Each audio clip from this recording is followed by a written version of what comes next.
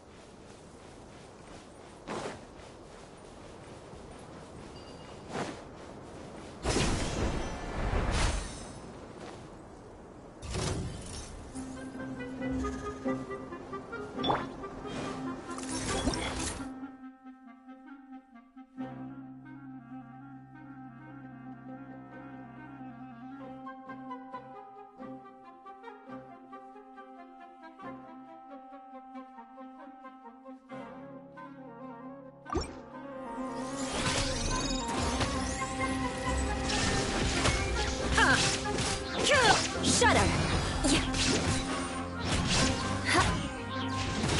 Beg for mercy.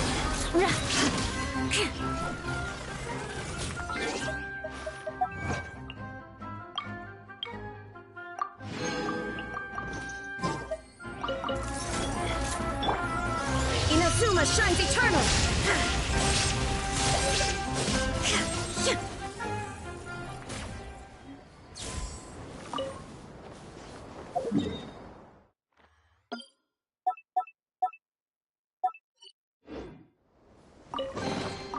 But a momentary distraction.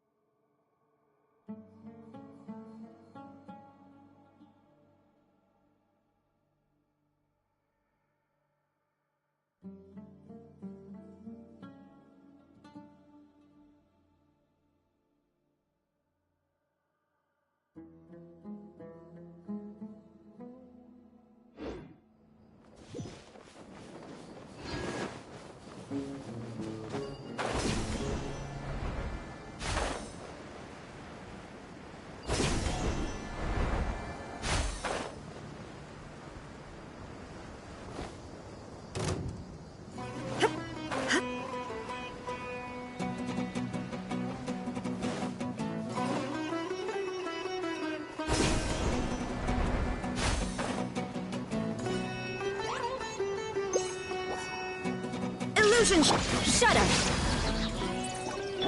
Think you can get away? Here we go!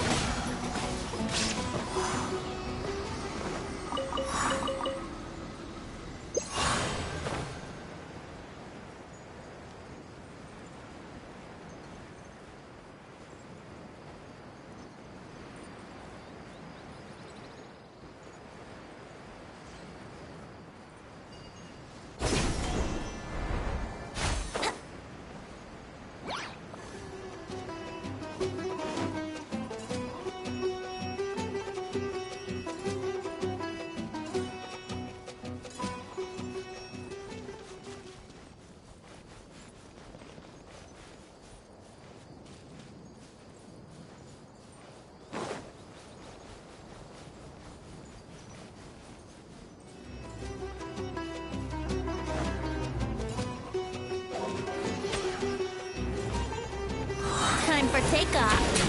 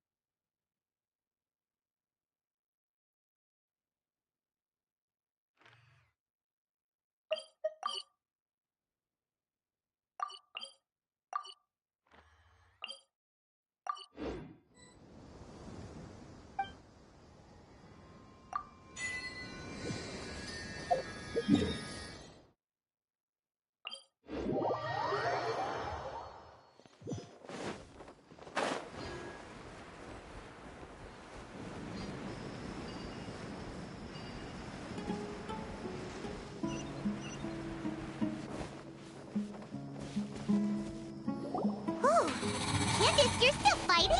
You've been out here dealing with these creatures the entire time? Yes. They just keep coming in waves. I've lost count of how many I've defeated. Before I realized it, even the sandstorm had stopped. Ah! Here comes another wave! Leave this round to us. I got interrupted earlier, but now I have something to take my anger out on. It's been quite a while since I've seen the Flame Mane in action. I'll leave these to you then. I'll be sure to put on a good show. Let's go! Shine down! Allow me! Let's play!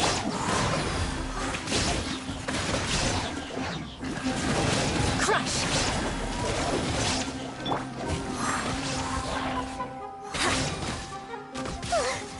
Here comes another wave! When are they ever gonna let up? The creatures stopped appearing. Was that the last of them?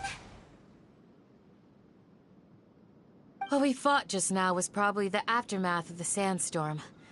So we should be safe for the time being. Well fought, everyone. No injuries, I hope. Huh? Who are you? Ah, my apologies. I haven't had a chance to greet you yet. I had my hands full taking care of the village's elderly and children. I am the chief of Aru village. Everyone usually calls me Uncle Anpu.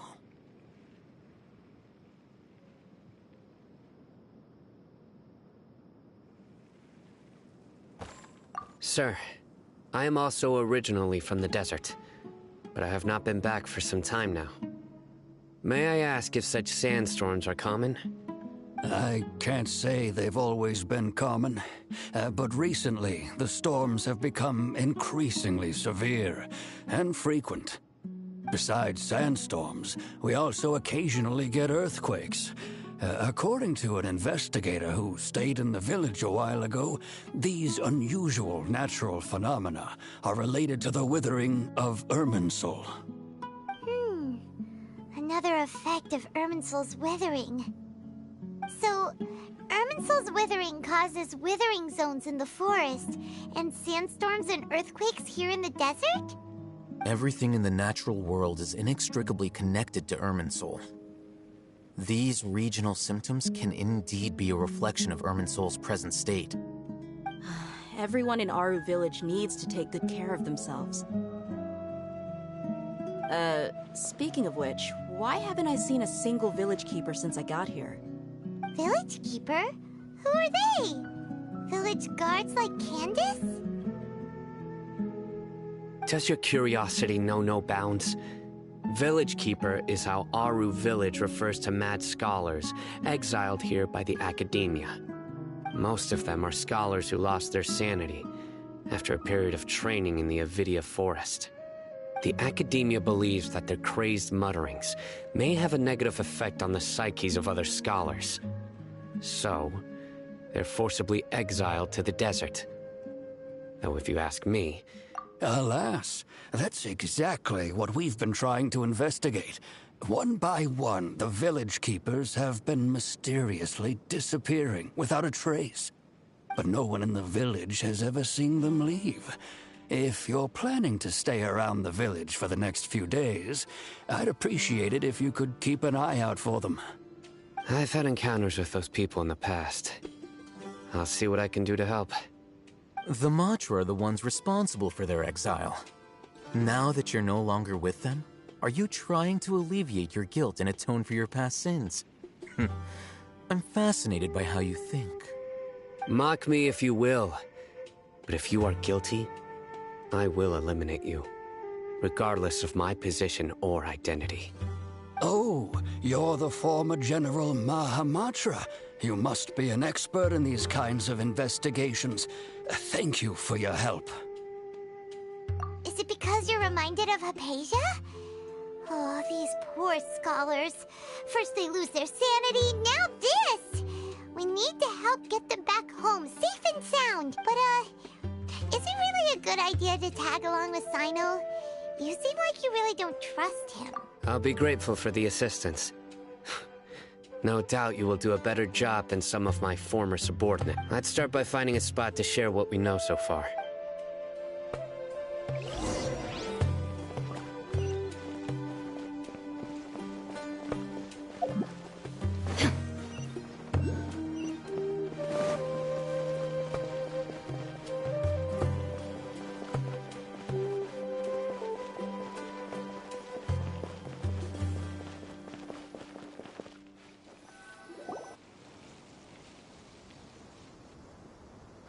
Although I've sent myself into exile, I'm still doing essentially the same things as before. Do you still have any questions for me before we start our investigation? One of my former subordinates told me that this title has its origins in a strange incident. The Academia has long exiled mad scholars to Aru Village. A mysterious phenomenon exists here. When mad scholars first arrive, they are as incoherent and deranged as before. But after spending some time here, they invariably begin to calm down. Initially, the people of Aru Village greatly resented having to take in the mad scholars. But a strange incident one night changed that. Aru Village was struck by the strongest earthquake in living memory.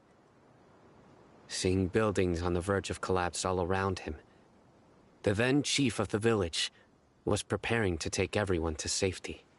Suddenly, he noticed a mad scholar crouching in a corner, caressing the ground with his hands.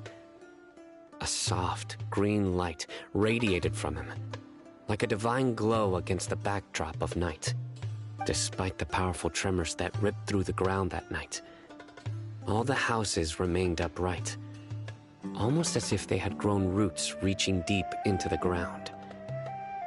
In the end, not a single building collapsed, and no one was hurt. After that, the people of Aru Village treated the mad scholars with greater kindness, and began to refer to them as the village keepers. A soft green light? A mad scholar protecting Aru Village? What do you make of it, Traveler? Paimon thinks so too. Actually, Sino, Do you know if any of the mad scholars continued to wear their Akasha terminals at Aru Village? In theory, they would continue wearing them so the academia could still monitor their activities. With that said, the main Akasha system would no longer have any interaction with them. Oh, no wonder! Everything makes sense then! Add in the fact that they calmed down, it was probably Nahida who calmed them. If you are able to draw a conclusion from this one story alone, then it appears you possess much more information than I do. So, what do you make of the story? Really? Lesser Lord Kusanali. What? You don't believe us? Lesser Lord Kusanali was definitely using the Akasha to give her power to the mad scholars! No, it's not so much that I don't believe you. I'm just struck by your reasoning.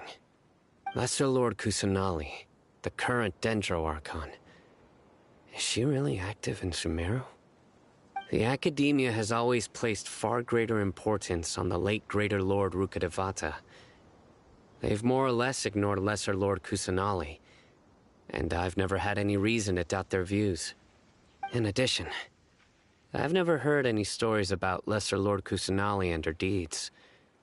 To me, she might as well have been a god that never existed. No way! Nahida definitely exists! She's a... how should Paimon put it? She's a good Archon who's kind and wise. Even if she says weird stuff sometimes. I've spent many years interrogating criminals, so I can easily tell when someone is lying.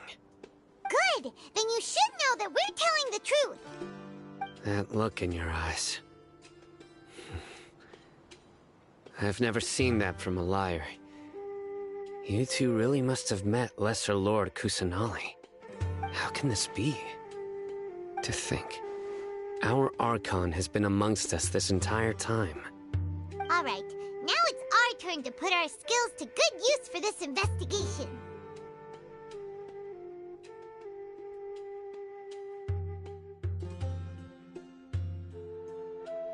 But easier said than done, especially since we don't have any leads. Maybe we can start by knocking on some doors. Excuse me, are you here to help me find my grandpa? Huh? Who are you? By the sounds of it, a resident of this village. My name is Isak. You'll help me find my grandpa, right? Is your grandpa a mad scholar? Hey, don't say that. Grandpa is just Grandpa. Why do you have to call him that? It's not like he's a bad person or anything. The person you're referring to is not a local, yet you are. Why do you call him Grandpa? Grandpa is just Grandpa. He's my family. I heard everything you said to the village chief. Please, you gotta take me with you. I want to find my grandpa. I swear I'll help. I won't be a nuisance. Ah, so you're the one who was eavesdropping on us around the village chief's house. I was planning to go out and take care of whoever it was, but I had a vague feeling that they didn't harbor any ill intent. Whoa. Haven wasn't kidding about Matra having sharp senses. Sino, he's just a kid. All he wants is to find his grandpa. Let's find a way to help him. Sorry. I was only listening in because I wanted to know where Grandpa went. Honest. If you don't believe me, you can ask Miss Candace. All right. But first, let's confirm the facts with Candace.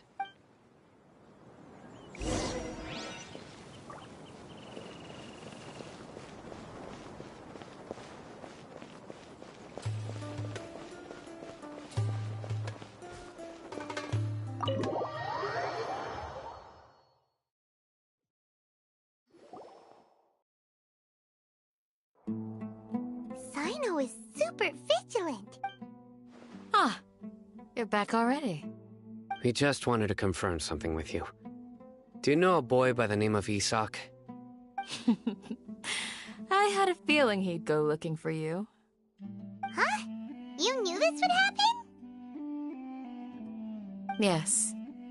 Although he tried his best to stay hidden, I still noticed him eavesdropping outside the window.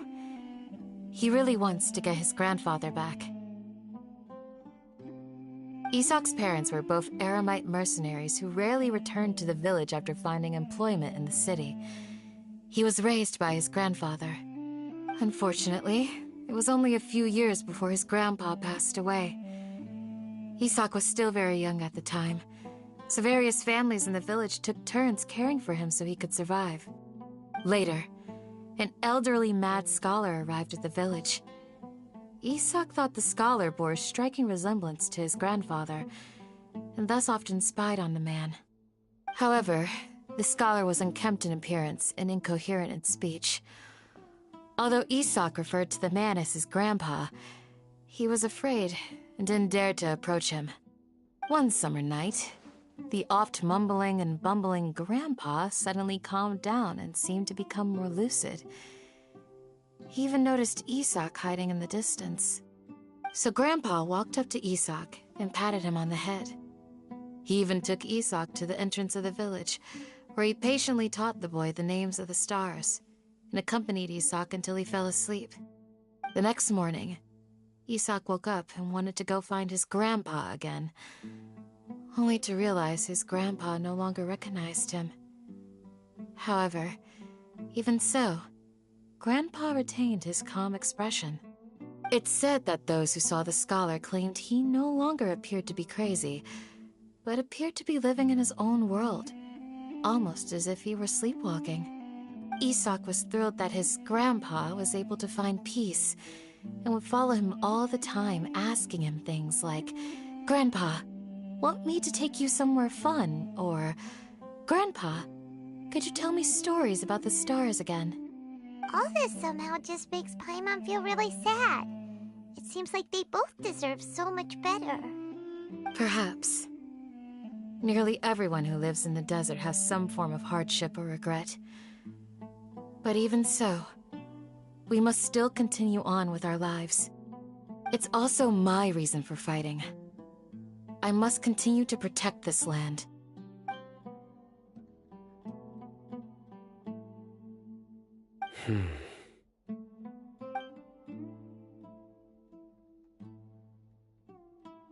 Maybe the people have always had a considerate god watching over them.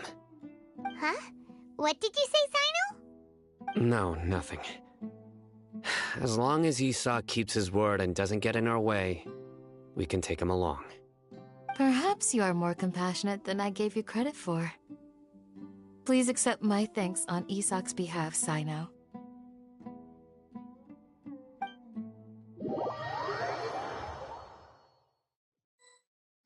Hey, Isak! Oh, it's you guys! We've cleared everything up. Let's go find... Really? Wow! Thank you so much! Yeah! All right. Let's ask the local residents some questions first.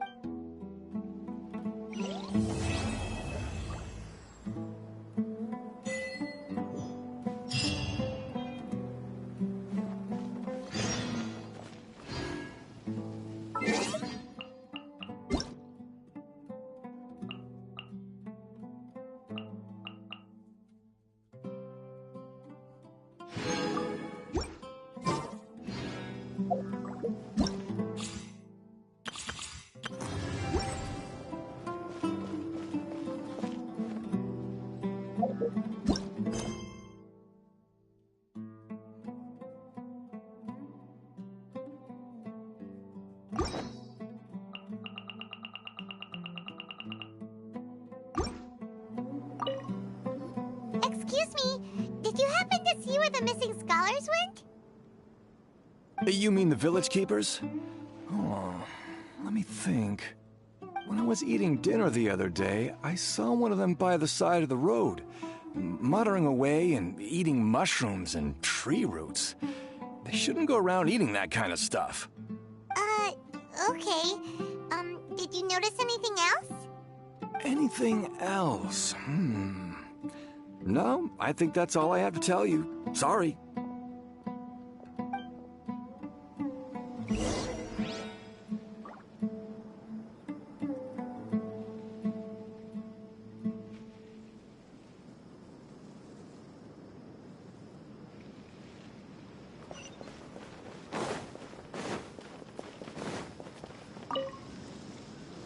The scholars that have gone missing. Have you seen them? Those eyes. Those fierce eyes. You look like a real fighter. Don't change the subject. Right. You were asking about the the mad scholars. I think it's been a few days since I last saw them. I usually go to bed pretty early, so I'm not too familiar with what goes on at night. But honestly, I feel quite sympathetic towards them. Even though they act a little strange, they've helped me in the past. If it weren't for them, my house would have collapsed long ago. Do you also think Grandpa and the others are good people? Grandpa? Oh, hello there. It's little Isak. You mean that nice man who looks like your grandpa's long-lost twin, right? He was actually the one who protected my house. I saw it with my own eyes. He happened to be staying near my house that day and was doing something with his hands on the ground. It still feels pretty surreal now that I think back on it. Did someone teach them how to do that? Well, whatever the case, I'll always be thankful to him and whoever taught him to look out for others. I'm pretty sure that if I ever went mad, I wouldn't be able to do anything like that. Gotcha. Thank you.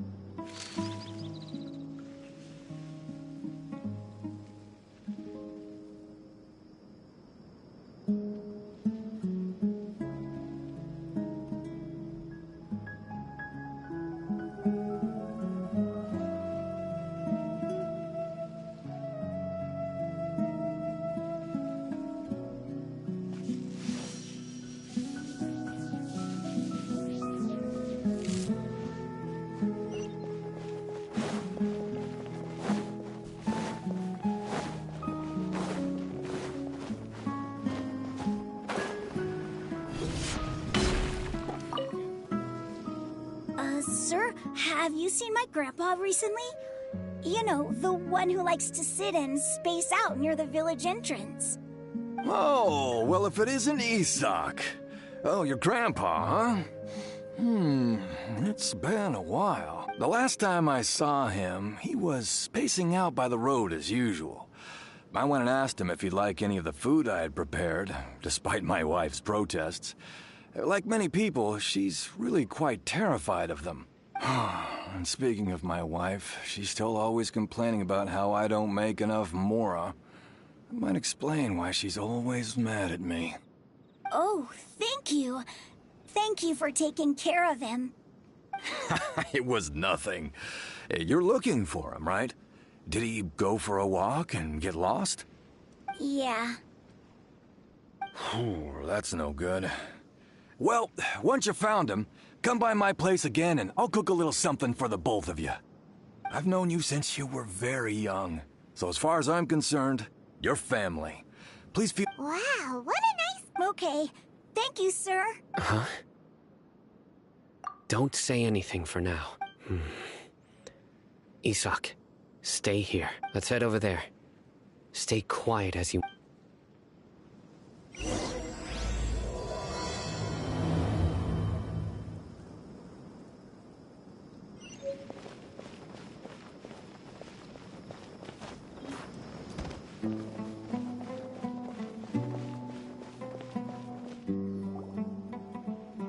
Listen, see if you can make out what they're saying. Have you heard? The mighty Scarlet King, the sovereign of our faith, will soon return to this world. Yes, of course I have.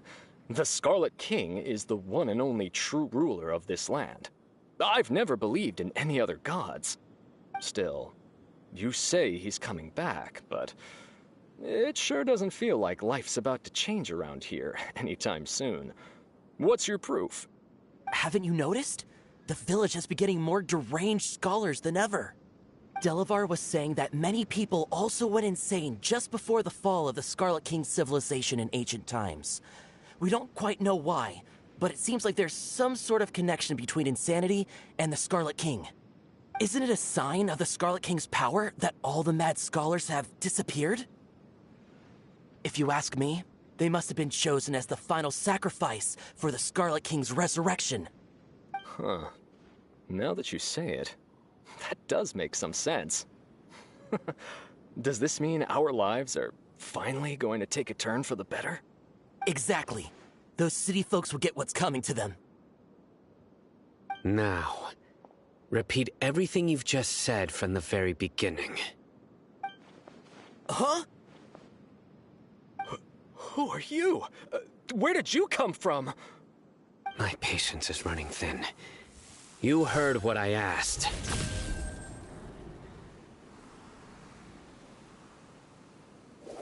Yeah! Bro, this guy's something else. Just look at his eyes.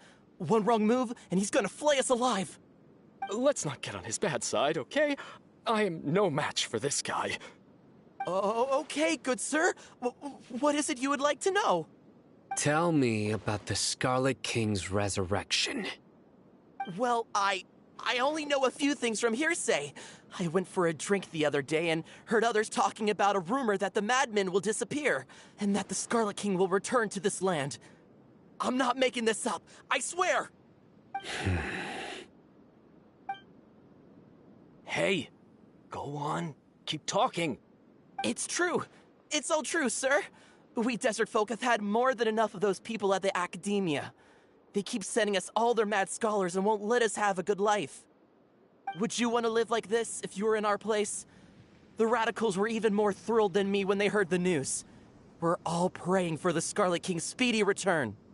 Delavar also said that once the Scarlet King returns to our side, it's only a matter of time before we conquer the land on the other side of the wall.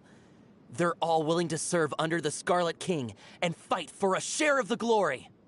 Is that so? Seems like he still wants to know more. Keep talking. Got it. At first, I told myself it was just the drink talking, but then all the mad scholars vanished without a trace, just as the rumors said. Please don't beat me up just for mentioning these rumors. If I'm guilty, then everyone else around here is also guilty. I'm just saying what the others said.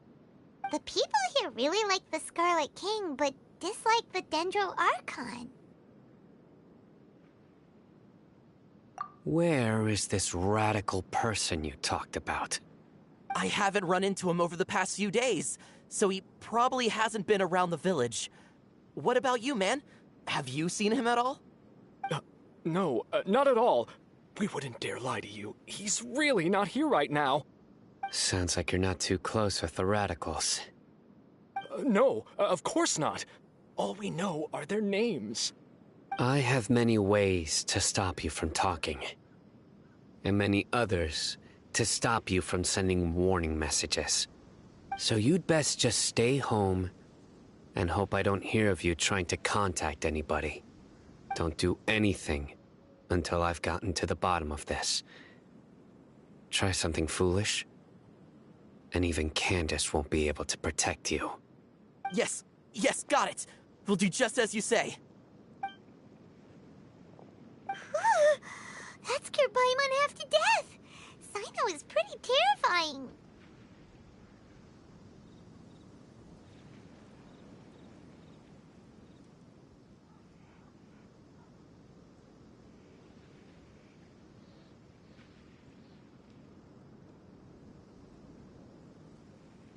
He didn't try to reassure us at all. It's like he's used to hearing that. Oh, Paimon bets lots of people have told him that before. I heard that. Sorry. It's part of being a Matra. The rumor we heard just now seems like a strong lead. But we need to check a few more places.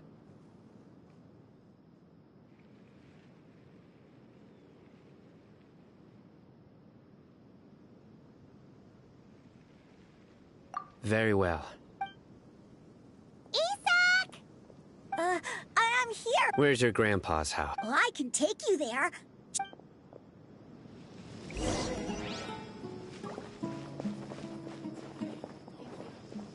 Join the Eremites and embrace a wonderful new life.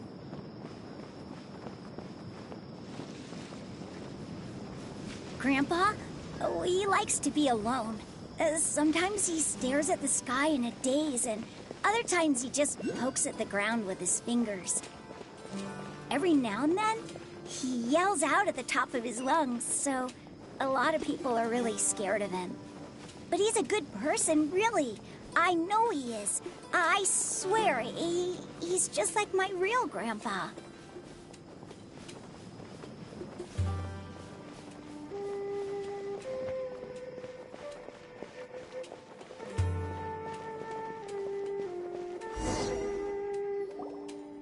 Well, this is where Grandpa usually stays. There sure isn't much here. No. Incense? Please don't say it's this, but are you okay? Are you getting... There's a scent that you can sense, but I can't. A certain traveler here once passed out from that smell.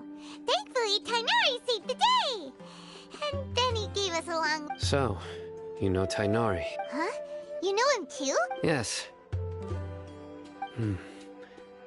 Now that I concentrate, I can also make out the scent of incense. Wait, surely Tainari did... No. No need. Did you first encounter this scent at Tainari's house? In the forest. From...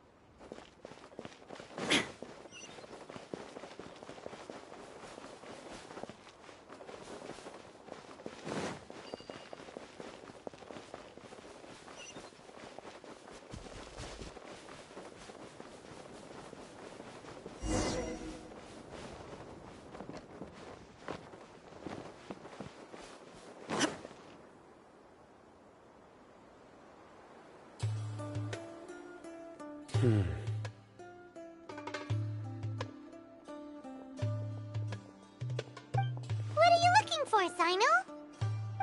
Here it is. Take a look right here. Paimon doesn't see anything. Although the traces have been completely buried in the sand, there are footprints here. From the size and shape, they belong to an adult male. This pattern is a common one from this area. Local shoes. This was probably someone from the village. The scent is quite faint, but still extant. The footprints head in the direction of the door.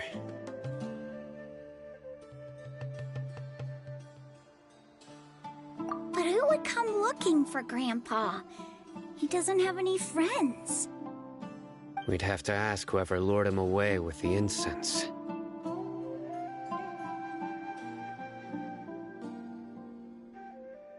Huh? So you can lure someone away with just a scent?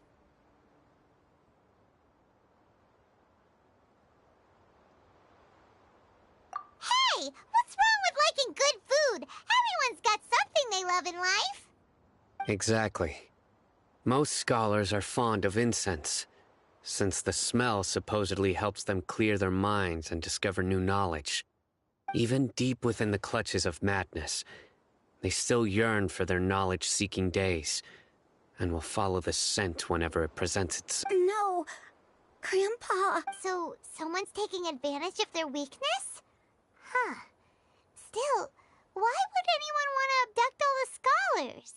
the rumors really true?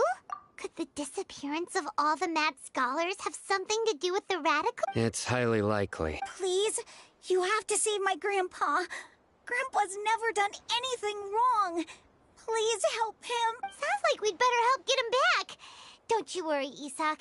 We won't let whoever took him get away with it. Let's head to Aru Village and inform Candace and the others about what we learned here.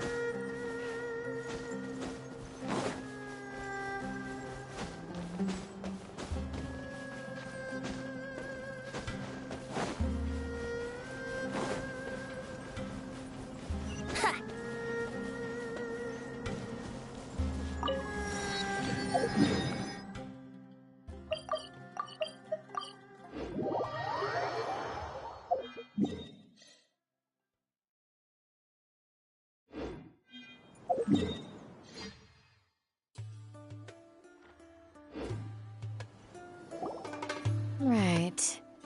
The darker fabric definitely looks a lot better. That'd be my choice, too. We're back, Candace! We've got a lot to tell you. Ah, welcome back. Sounds like everyone's friends already. Oh, Dia's here too! You bet. So, everything goes smoothly? Reasonably. Alhaitham didn't go with you? We haven't seen him at all. Huh. I saw him around the village entrance earlier and figured he was investigating with you. I guess he must have gone off on his own. Did you find out anything useful?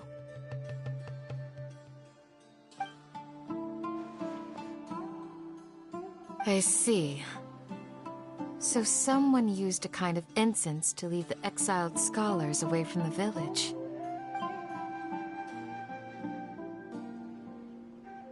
The resurrection of the Scarlet King?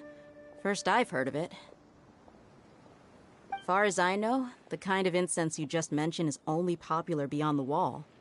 Scholars are fond of it, but as you can see, there aren't many scholars still studying around these parts. No seller would be able to make a profit here. Not to mention, making incense is a labor-intensive process. You won't see anybody in the desert with the patience to make or sell something that requires that kind of effort. It seems someone from beyond the wall must have been supporting this. Makes sense. So what should we do then? Do we go back to the academia and search for leads there? If it was any other day, that would be your next logical step. But today, you've got me on your team, so you get an extra tip.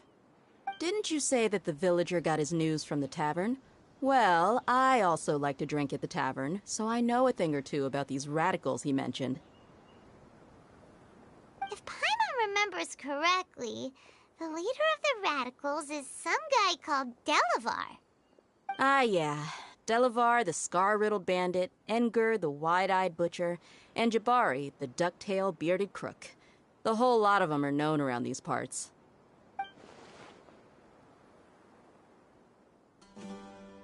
These guys have one thing in common, and that's being broke.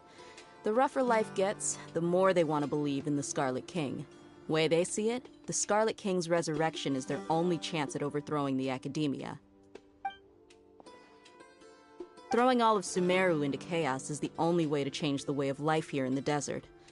Anyway, that's my guess why they've chosen to become radicals. Tia! You're amazing! You really know this place in...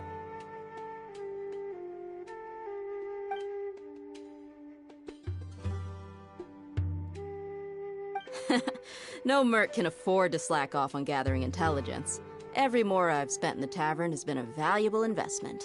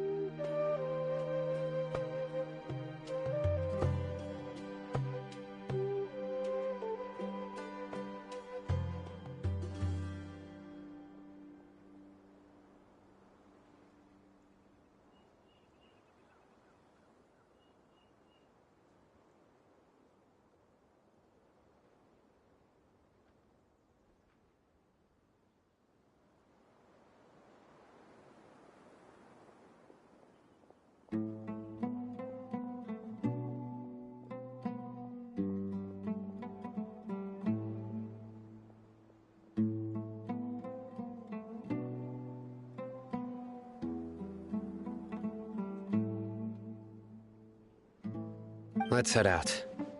Now hold on, you're staying right here, Sino. Why? Aru Village is not a big place.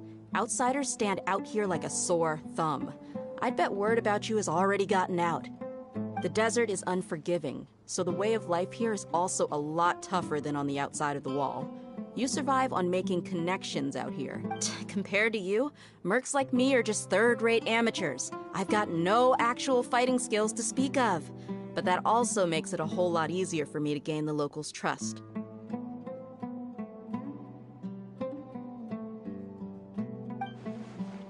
I need to go around and ask some questions, but it'll be difficult if you're with me.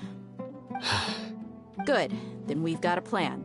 The Traveler and Paimon will go to Caravan Rebot with me, and we'll try our best to figure out where the mad scholars have been taken. Sino, you'll have to stay in— All right, sounds like a plan.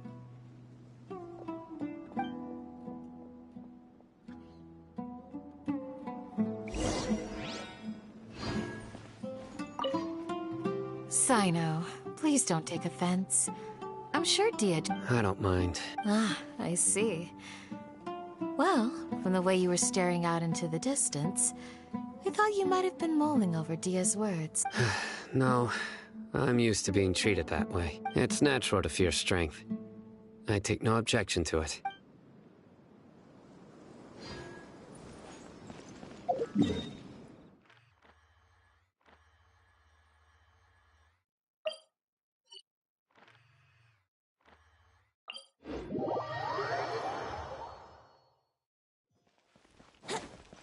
gliding be faster?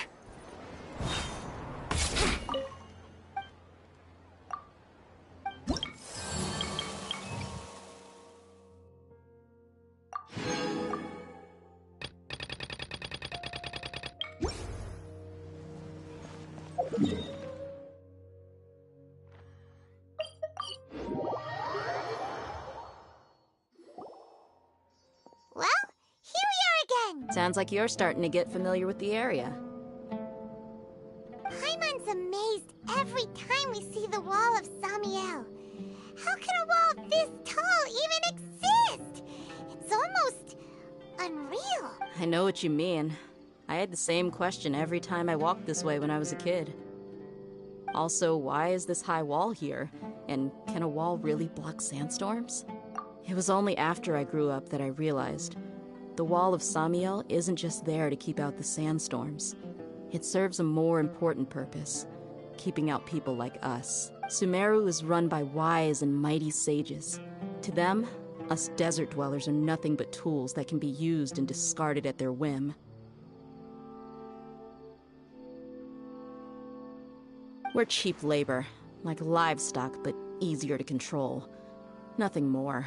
Even if a child from the desert got the chance to obtain an Akasha terminal, almost all their requests for knowledge would be denied. The academia believes we're underserving. Geniuses like Sataria are 1 in a million. The other children never get a single chance to try and rewrite their fate, even though the academia knows very well that we're humans, just as they are. That's terrible. I would tear down this wall with my own hands if I could. Hey, Dia. You're not thinking about doing anything scary, are you? No, not at all. This place just gets me thinking, that's all. Besides, we're here to procure information, aren't we? Yep, we gotta catch those... Shh.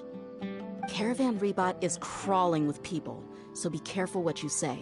We don't want anyone to find out what we're here for. Our mission started the moment we arrived here. Let's go check out the tavern. Maybe we'll find someone I know.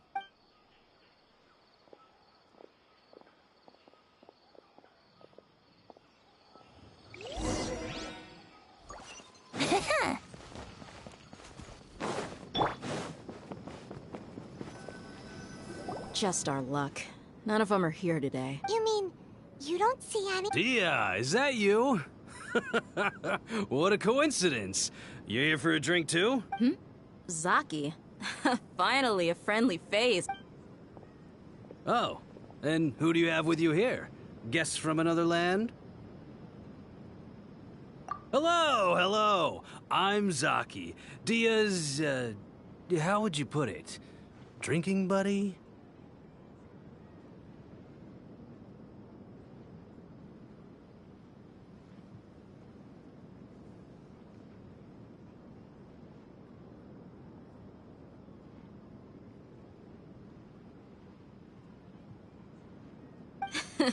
We've had drinks together a few times.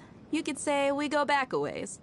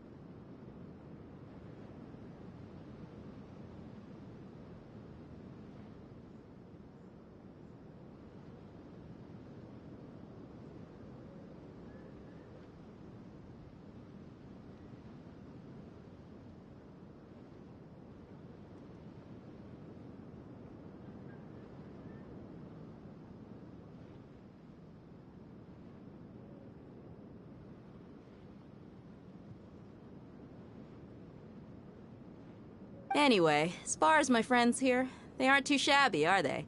You rarely see any Outlanders so friendly and respectful nowadays. Absolutely. Much better than those people on the other side of the wall. So, Dia, are you looking for someone? Yeah. Have you seen Engur, Delavar, or Jabari recently? Of course I have. Matter of fact, we were all here drinking together just a few days ago. I've got a spice trading deal from another nation. I thought maybe Delavar and his friends might be interested. Know where I... Ah, how thoughtful of you. Then I assume you also know that Delavar... Hey, keep it down. Let's just say I prefer to keep this deal a secret. Y'all at Caravan Rebot are like family. If there's more to be made, why not do it together? Besides, Delavar and his friends... Yes, how considerate of you. Delavar's my friend too, so of course I can take you to him.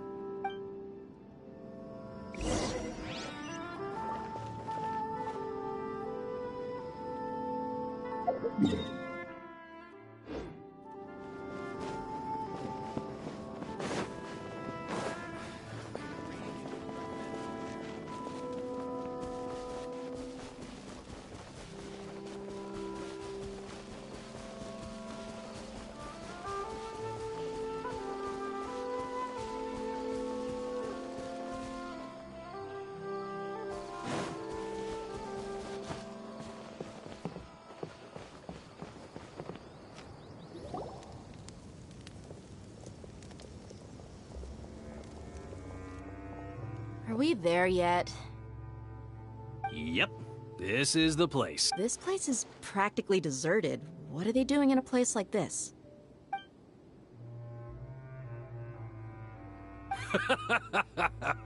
Why don't you take a guess?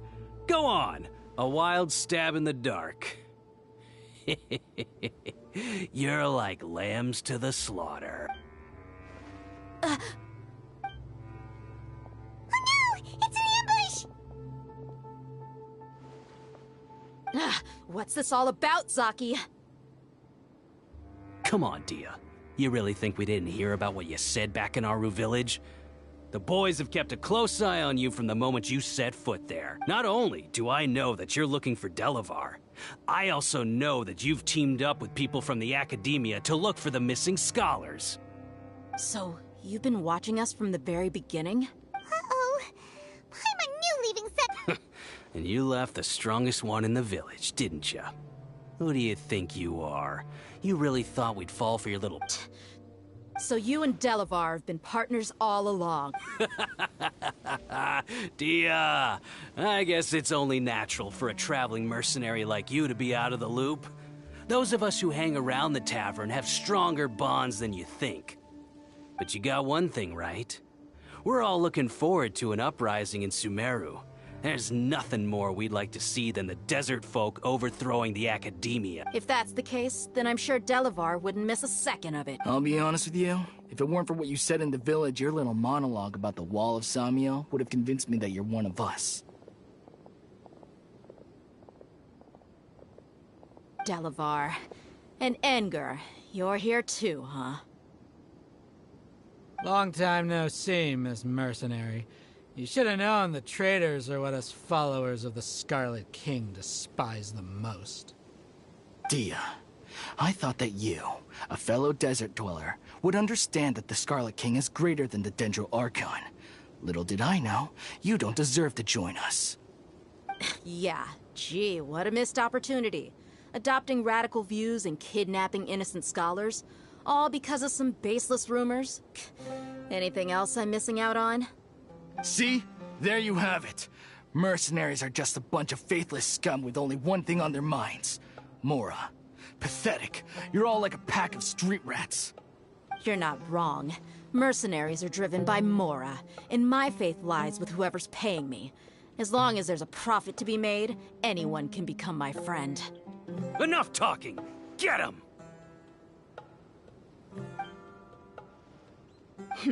Just as I expected. Let's teach him a lesson, traveler.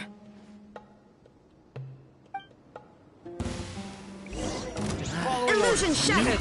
Shut up! Brace yourself. Time for takeoff. Crush!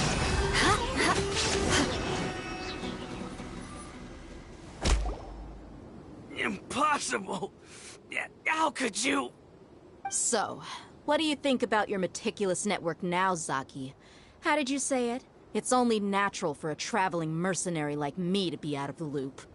I'm guessing your informant told you that I'm just an incompetent merc with no real fighting skills, correct? I mean, that is what I said after all.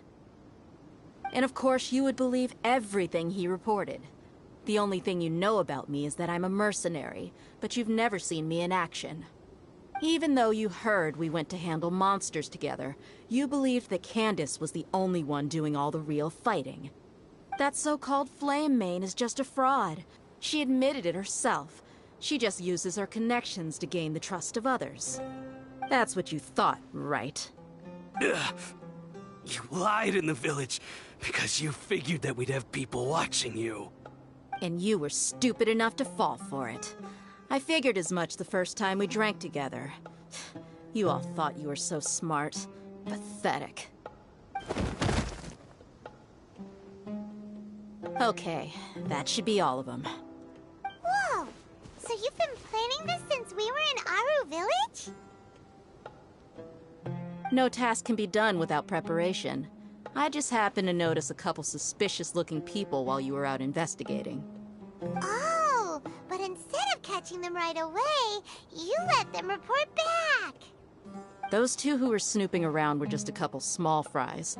If we want to get the real catch, we have to be patient and give it some time. Oh, you mean the funny name she mentioned back in Uncle Ampu's house? The wide-eyed butcher, scar-riddled bandit, Paimon can't remember them all. That's just a bunch of drunk talk. Edgar and Delavar like to talk themselves up when they're drinking. Edgar, the wide-eyed butcher, and Delavar, the scar-riddled bandit, are the nicknames they came up with for themselves. Alcohol has a way of making people share what they really think.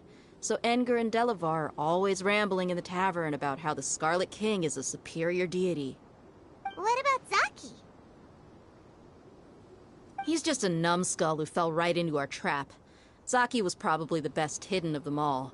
My initial plan was to find Delavar first, and then try to track him down. That's what you wanted to ask when we were at Uncle Anpu's house, right? Jabari is one of the villagers you talked to. You know, the one who wanted to treat Isak and his grandpa to some food.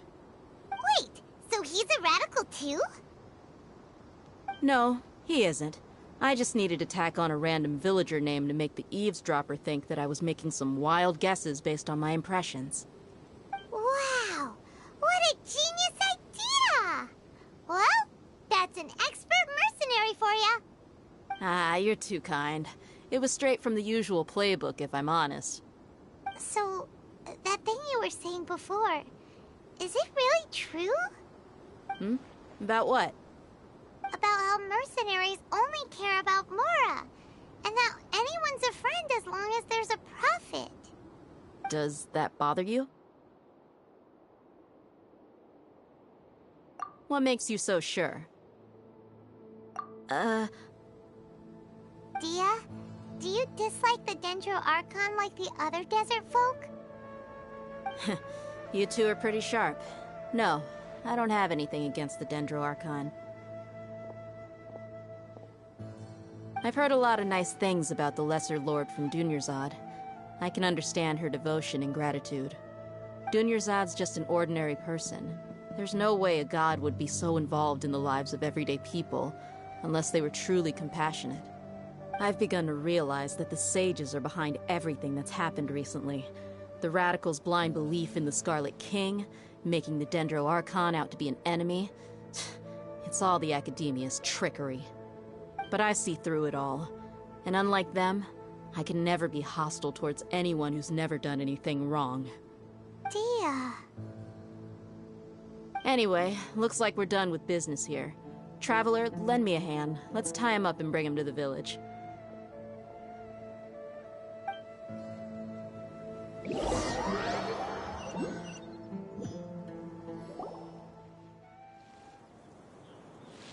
This should be all of them.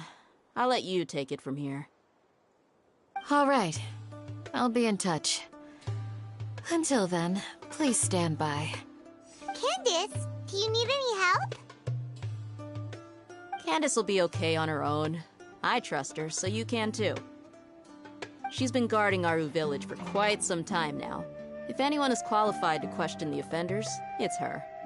While I'm questioning them, why don't you pass some time by exploring the area? I'll meet you back here tomorrow morning, Traveler.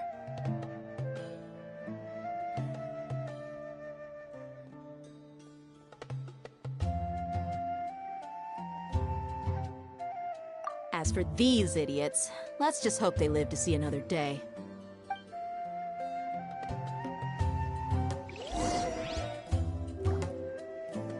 You heard the question. Now answer me. Candace is an expert at dealing with people. You heard the question. Now answer me.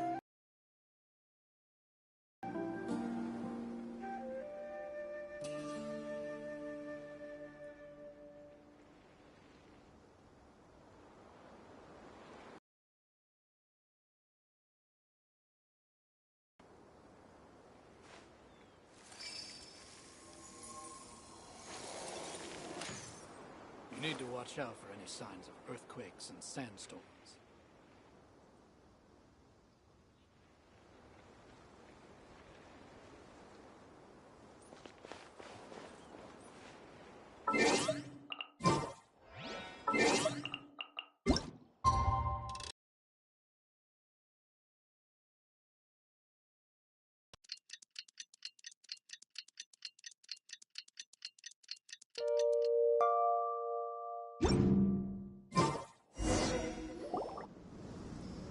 Hey, Dia! Right on time. We'll know any moment. Paimon's been wondering. You seem to know. We've known each other for some time now. She's a pretty interesting person. Even though she's an extremely strong warrior, she never misuses her powers against others. Oh, Paimon knows what you mean. Like a lot of martial artists say, never take the fight outside the ring. Yep, I guess you can put it that way. It takes strong convictions to be as dedicated as she is, and shoulder that kind of responsibility. Us mercs, on the other hand, we pretty much live from one day to the next.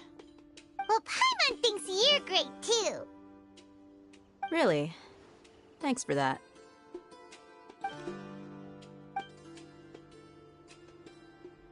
Oh, Sino's here, and he's pretty early, too.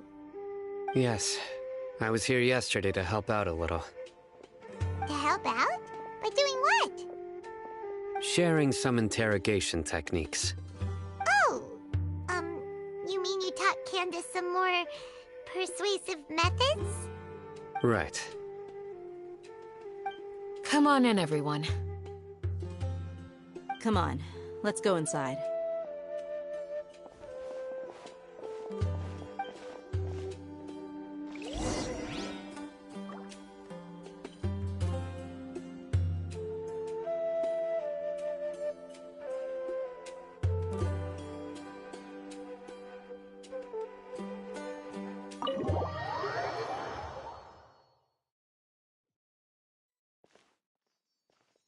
Candace, where?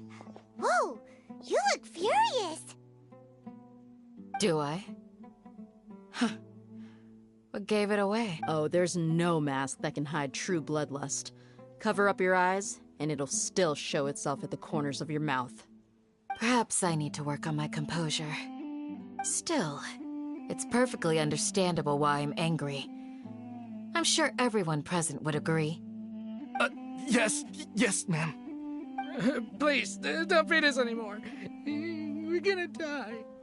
Well, looks like Sino taught her well.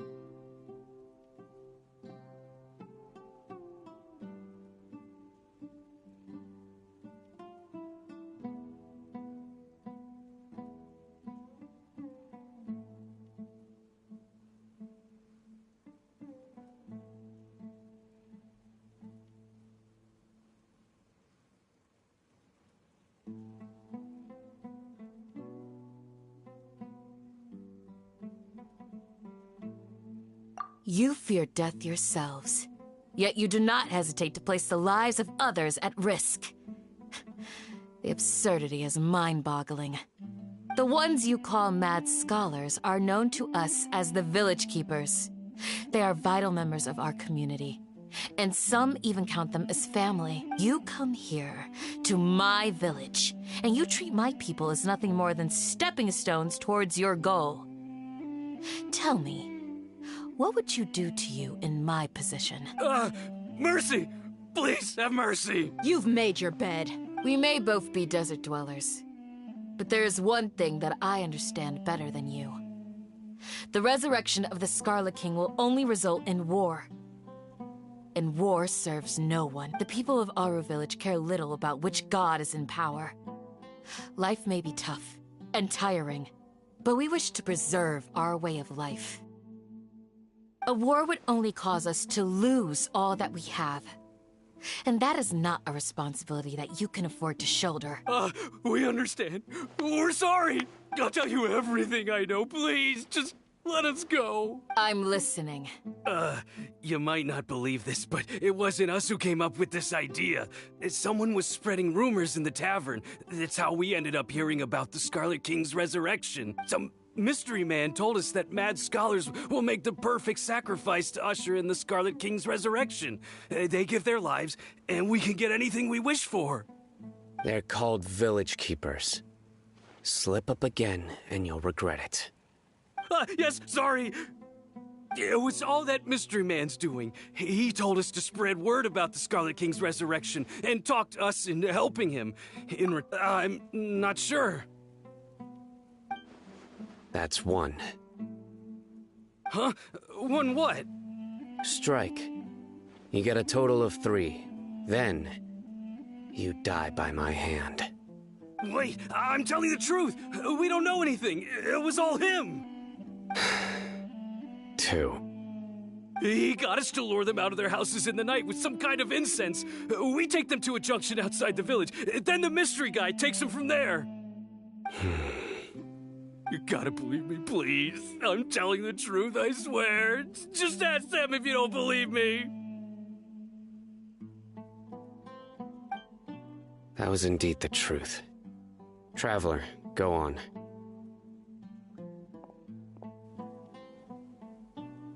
You have to believe me. If I knew that, I would have told you his name right away. I'm not risking another beating to keep his secrets. No way. That guy, he wears a cloak, and he's always careful to cover his face. He calls himself the Scarlet King's envoy. I believe I may know what's going on. Uncle Anpu? What do you mean?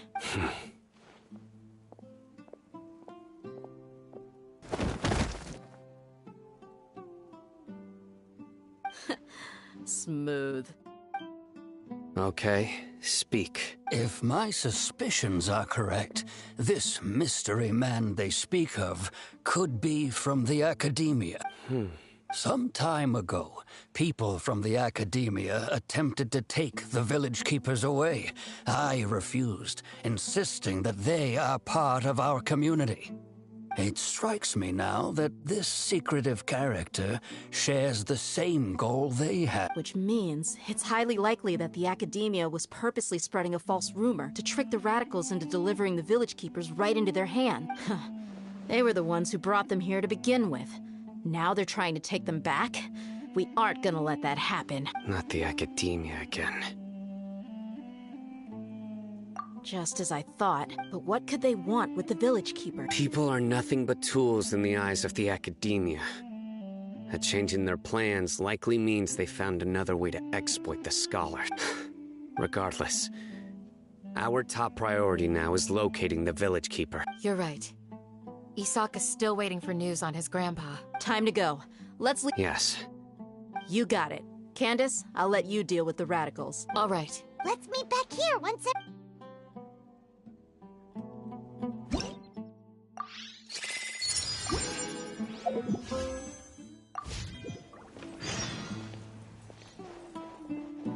You look worried. Thinking about the Village Keepers? Yes. I'd look for them myself if I could. As members of our village, each one of them is very important to me. You have a strong sense of belonging here. I guess I'm the opposite. Mercs are stray dogs, wherever they go. Dia, don't say that. Thanks. I'll let you know when I feel like joining. What scheme is the Academia brewing now?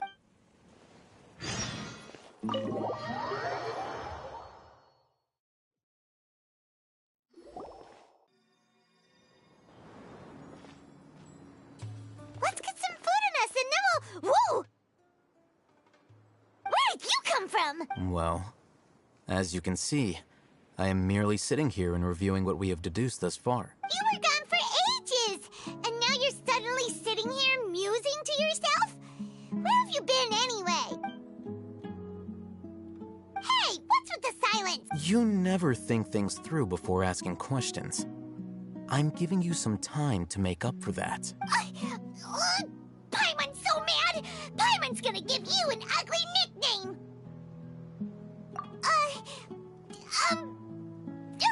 Never mind. Paimon's got nothing. There's just nothing super obvious to pick with this guy. It makes it so hard. Well, you've heard nothing to suggest I left this whole time. So clearly, I stayed in the village to investigate. Anyway, you plan to leave Aru Village and keep searching for the truth of this matter, yes? Yep. We're not gonna find out anything more by staying here, so we thought that we might as well take the search elsewhere.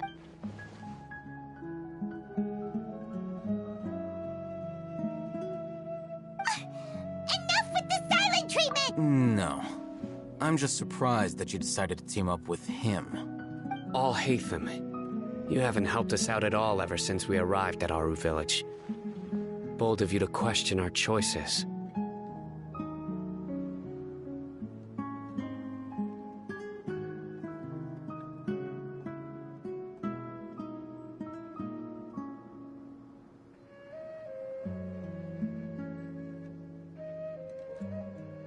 Yeah, you're all talk!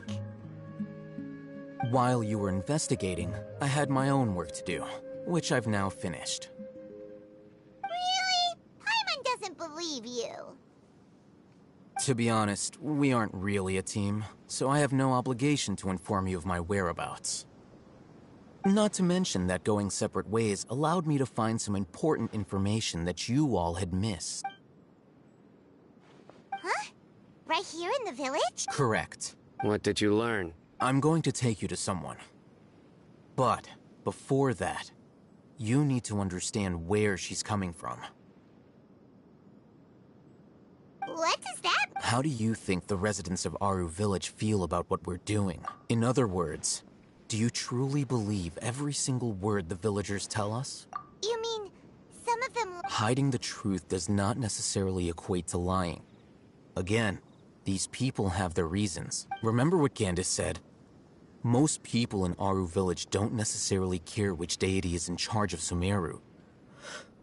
That's because whether the Scarlet King or the Dendro Archon has power is of little significance to them. By contrast, the perils of their daily lives are ever-present concerns. They won't simply share everything they know with you without good reason. That's why you believed there was no further information to be found in this village. Glad you're following along. Among those you have talked to, there's someone who was consciously keeping you out of the loop. In fact, she's been observing your every move since you arrived. The reason being, to someone who only wants to live their life in peace, any external factors introduce unpredictability into the equation. Those eyes. Those fierce eyes. You look like a real fighter. Don't change the subject. It's quite obvious that she's intimidated by Sino's authority and strength. Right. You were asking about the Mad Scholars. She corrected herself mid-sentence because she's aware that there are Scarlet King fanatics in the village. If she sounds too friendly towards the village keepers, she could easily make herself the Radicals' next target. I think it's been a few days since I last saw them. I usually go to bed pretty early, so I'm... Remember? She made a point of denying her involvement in anything that occurs at night. But honestly, I feel quite sympathetic towards them. Even though they act a little strange, they've helped me in the past. If it weren't for them, my house would have collapsed long ago.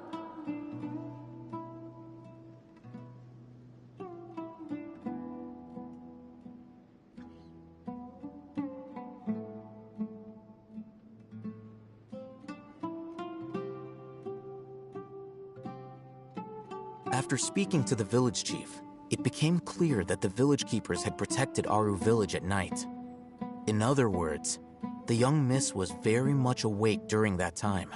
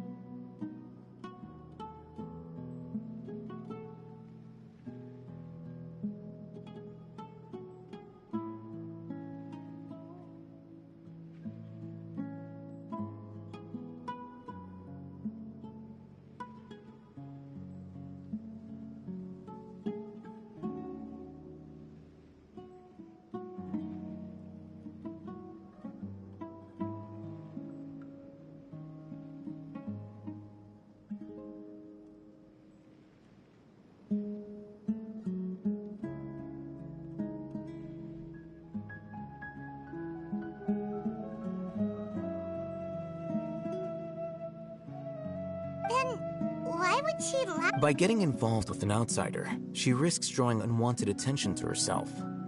As for why she might be so wary about all this, I'll pass on this one. You said that she is afraid of me. If so, it's best if I stay out of this. We're on it!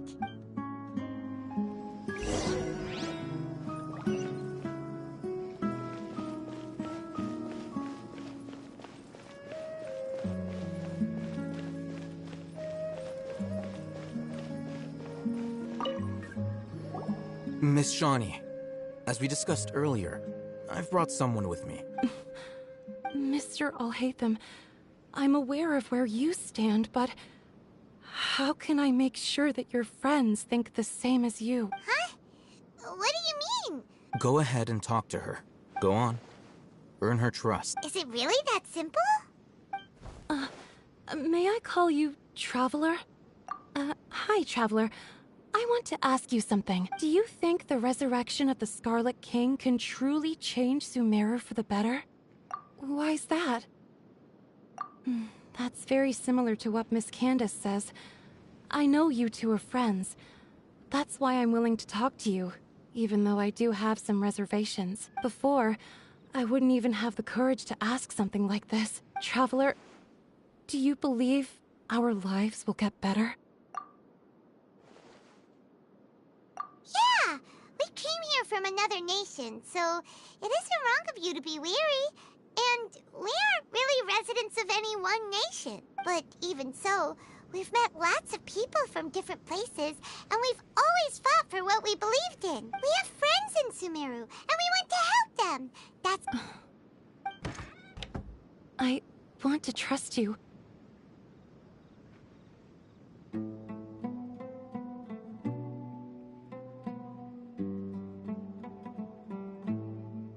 My apologies for posing my questions like that. To be honest, I didn't expect you to come back for more information. Alhaitham told us you have your reasons. It's okay. The fact is that only one side of my family is desert folk. I don't really fit in anywhere in Sumeru. Some believe in the Dendro Archon, while others believe in the Scarlet King. I don't belong to either side, and neither side would want me. Speaking of which, the radicals mentioned that they despise traitors. Do they just think that anyone who's different from them is a traitor? Yeah. Some people can be so narrow-minded when it comes to bloodline and beliefs. It makes no difference what I say or how I behave. Slowly, I just stopped talking to people. I pretended not to hear or see anything. All I want is to live my life in peace. And then it happened. The village keepers who had helped me disappeared with no explanation, and I didn't dare breathe a word about it to anyone. Until now. You can tell them. I'm sure he'll keep your secret. All right. I'll tell you what I told Alhaitham. I actually have a sharper sense of hearing than most. Sometimes, I hear strange crying sounds in the night. There are ghosts? Perhaps. I'm not sure. It's faint, but it's definitely the sound of crying. It comes from far away in the distance, and always carries very raw emotion. It used to be louder and more frequent, but ever since you arrived in the village, it doesn't seem to happen as often, and when it does, it's much quieter. I have to focus really hard to make it out. I confirmed this with the guards on night duty. They also have someone with a good ear, and he's heard similar sounds at night. But, because we're in the middle of a desert, he would rather believe that they are the cries of beasts than ghosts. There's really nothing around these parts, except for an old hospital not far from the village. I think they used to use it for treating Elazar, but it's been abandoned for years. Yeah, let's...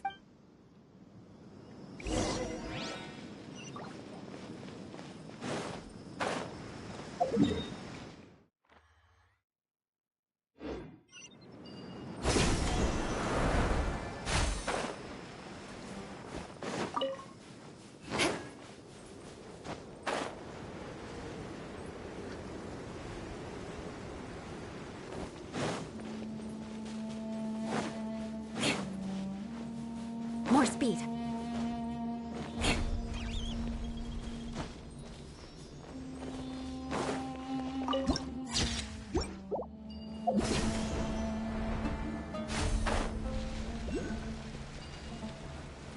Ooh, is this the place?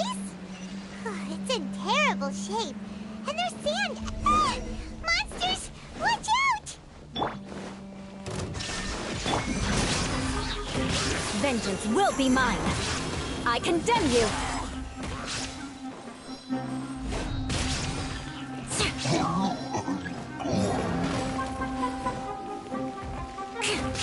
Crush. Beg for mercy. Rack and ruin.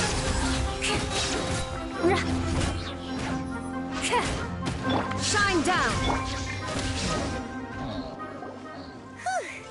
They were easier to deal with than super strong bandits? Or monsters taller than buildings dropping out of the sky? Or, you know, something like that. He looks super serious. We gotta stay on our A game too. This is the one.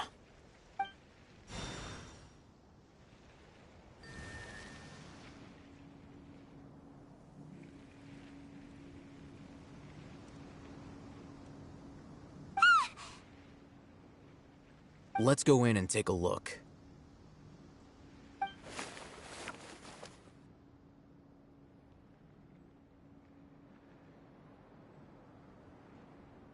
Hey, Alhaitham, we haven't found wasting our time here. Patience. Shawnee says she only hears the crying at night. We have time to burn. Until then, I'm taking a break. And just like that, he sits down. Wait, he even brought a book to read? What are you reading? Let Paimon see! Okay, sure.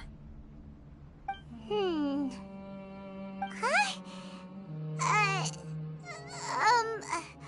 The natural position, which is the positional propensity of an entity in natural motion in contrast with an object in forced motion? Huh?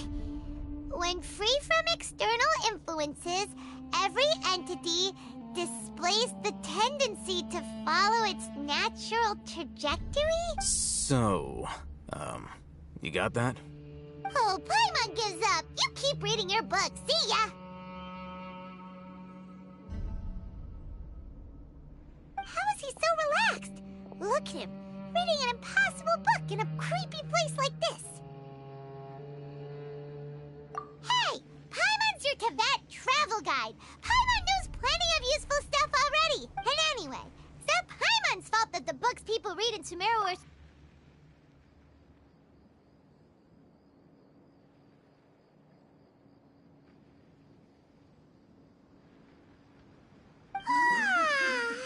Paimon's getting so sleepy.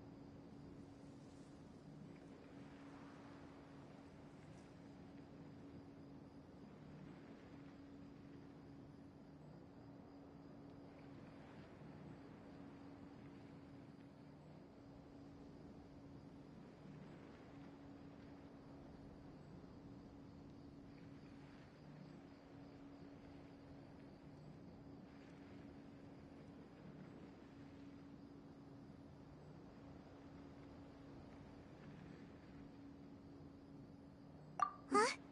What was that sound? There it is. It's coming from that direction. Is the sound coming from here? Huh. Paimon's not seeing anything. It's from below. But there's no way we could... Something is off about the interior here.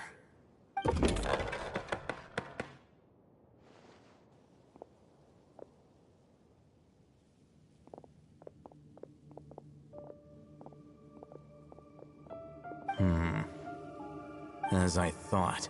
Wow. It's like they tucked another hospital into this one. Oh, it looks like there are other mechanisms.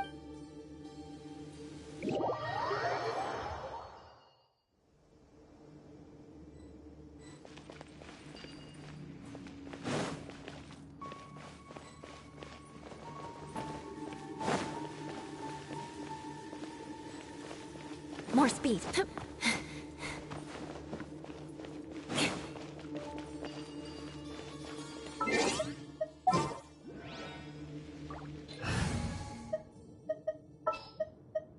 Trainee Forest Ranger call.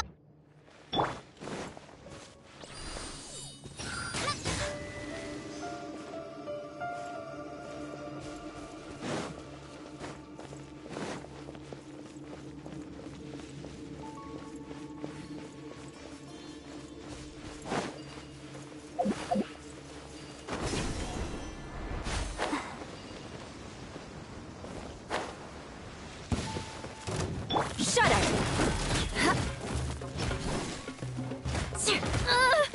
Crush!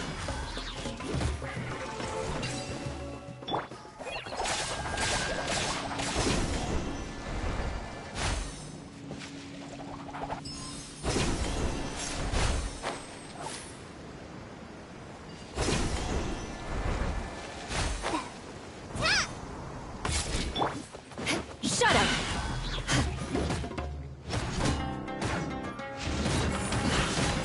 Freeze to the core! Eye for an eye!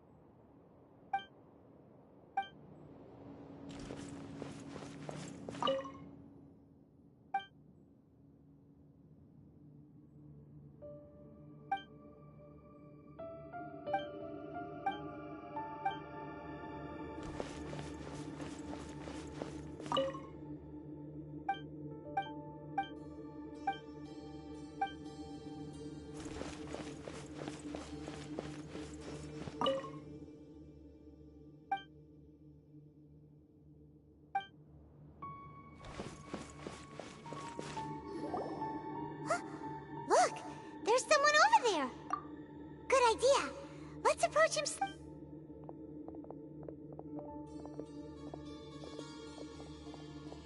Wait.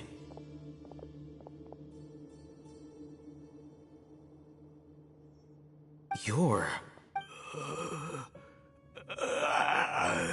He can't speak, and his eyes are unfocused.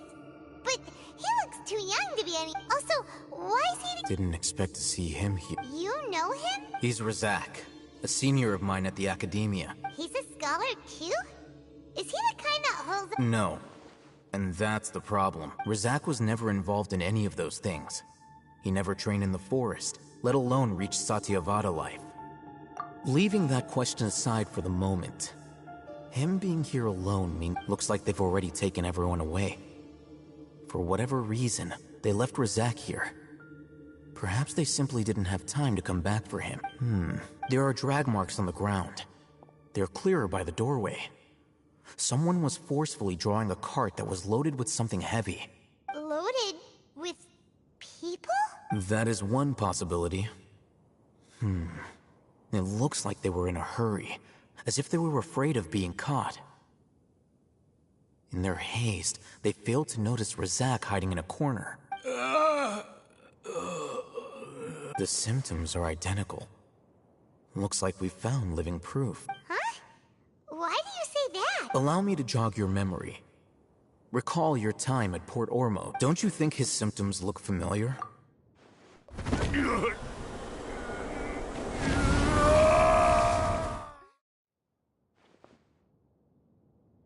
Oh, now that you mention it, they're acting the same way. Correct.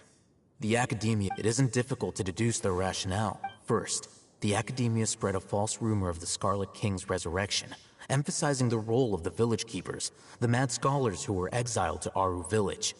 These rumors were all the persuasion that the radicals needed, and those based in Aru village leapt into action. As well as being able to exploit the radicals for their own ends, this scheme has one further advantage to the academia. All the risks and responsibilities are offloaded onto the Scarlet King's followers. Life for the Desert Dwellers has been brutal ever since the Scarlet King's death all those years ago. Beneath the surface, feelings of desperation are widespread. Many would give everything they have for the prospect of something better.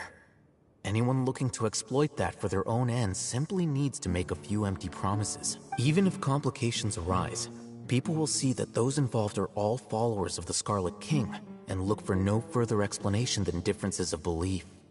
A deep-seated mistrust of the desert and everyone in it by the rest of Sumeru will make sure of that. The notion of an academia plot wouldn't even cross their minds. It may seem like a simple strategy, but it is able to work wonders under Sumeru's current circumstances. Oh, that makes a lot of sense. It's in line with the village chief's theory too, but there's still one very important question. Throughout this process, one thing has changed. The scholars' identity. First, they were scholars. Then, they became lunatics. After that, they were exiles. And finally, they become missing persons.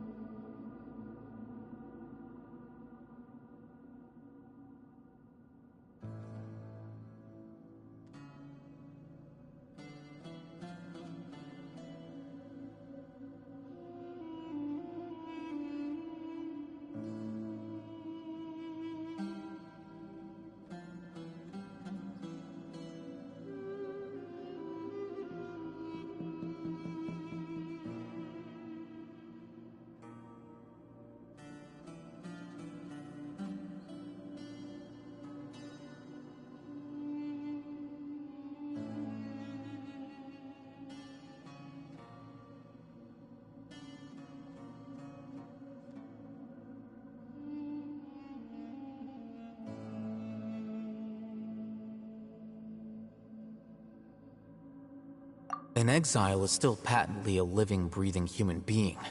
But when someone becomes a missing person, that is brought into question. If you can't find someone, you have no way of knowing what exactly happened to them. That makes missing people an ideal resource. Resource? One possibility is that the information in their brains could be extracted into knowledge capsules. Extracted? You mean canned knowledge comes from people's brains? With the technology of the Sumeru Academia, it's entirely possible. Perhaps the process caused them great suffering, which is why they cry out in the dead of night, when no one is watching them. So, the human brain... I'm the Academia scribe, after all. I'm familiar with their project. Anyway, judging by Razak's state, the contents of a divine knowledge capsule were extracted from his... Or perhaps, His curiosity got the better of him. Paimon's a little confused.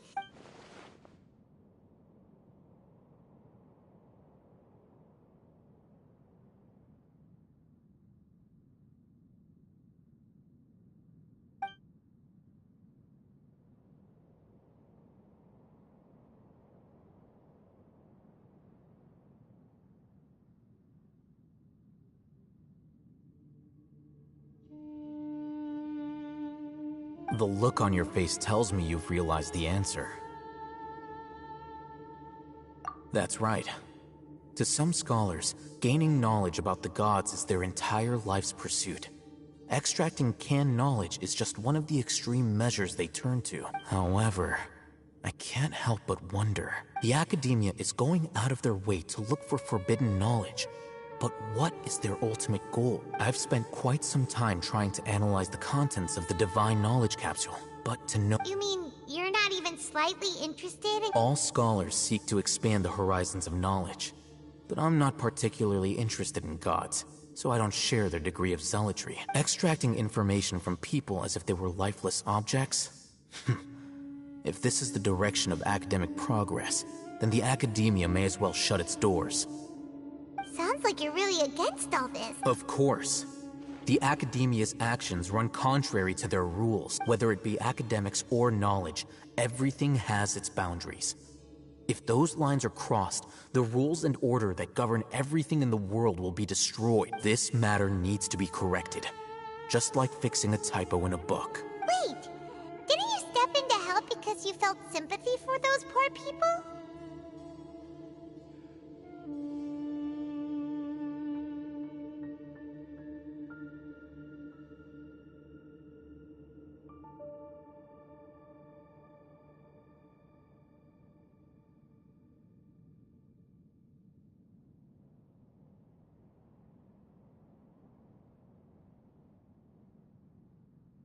Not to be callous, but no.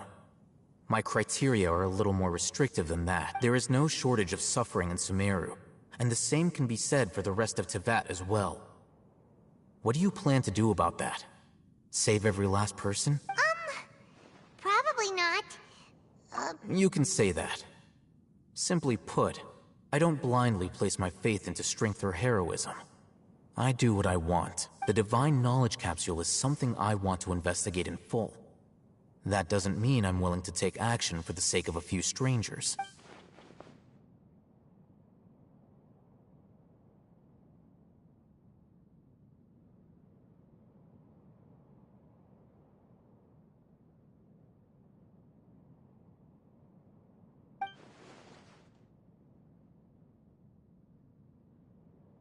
Paimon's been wanting to say this for a while.